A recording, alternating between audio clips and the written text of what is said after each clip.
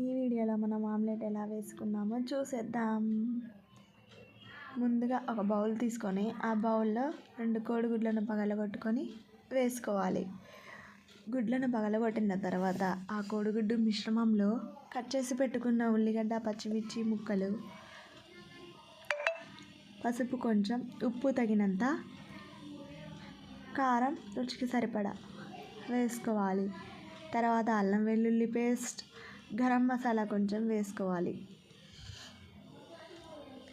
ఈ మిశ్రమం బాగా కలిసేదాకా కలుపుకోవాలి. ఇలా కలుపుకున్న తర్వాత గ్యాస్ స్టవ్ ఆన్ చేసి స్టవ్ పైన పెనం పెట్టుకోవాలి. పెనం బాగా హీట్ అయిన తర్వాత పెనం పైన ఆయిల్ వేసుకోవాలి. ఆయిల్ కూడా హీట్ అయిన తర్వాత మనం కలిపి పెట్టుకున్న కోడిగుడ్డు మిశ్రమాన్ని పెనం పైన వేసుకోవాలి. ఈ విధంగా వీడియోలో చూపిస్తున్నట్టు ఆమ్లెట్ మిశ్రమాన్ని పెనమంతా వేసుకోవాలి.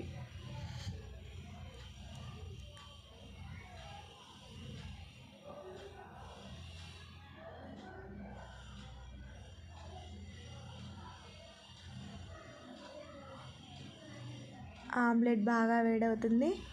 ఇలా వేడైన ఆమ్లెట్ పైన చుట్టూ నెయ్యి వేసుకోవాలి. నెయ్యి కానీ నూనె కానీ వేసుకోవాలి.